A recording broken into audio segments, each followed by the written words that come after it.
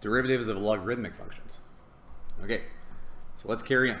This is going to be similar to derivatives of exponential functions. Okay, so if we want to find the derivative of y is equal to the natural log of x, then what we can do is let's convert that into exponential form and then figure out the derivative using implicit differentiation. Okay, so first off, let's write it down again. Y is equal to the natural log of x.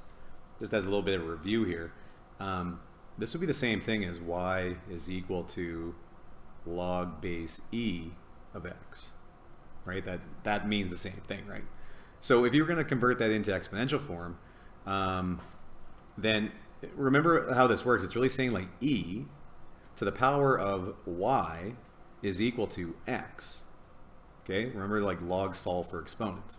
So this would be the same thing as writing e to the power of y is equal to x. Those mean the same thing. Okay.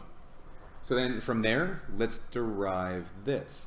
So the derivative of e to the power of y would be e to the power of y from the last lesson there, right?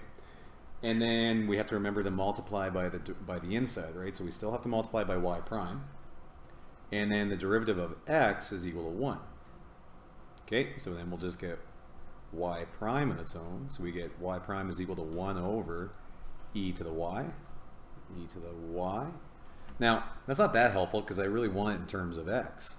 And turns out you kind of can, right? E to the power of y is just equal to x.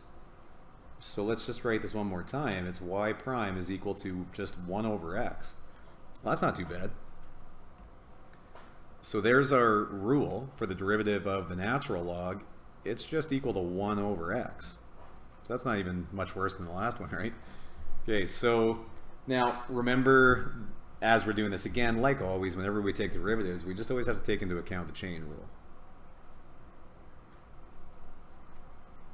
Okay, so in general, if we have some function, the natural log of g of x, then that would be 1 over g of x, and then times g prime of x, the derivative of g of x.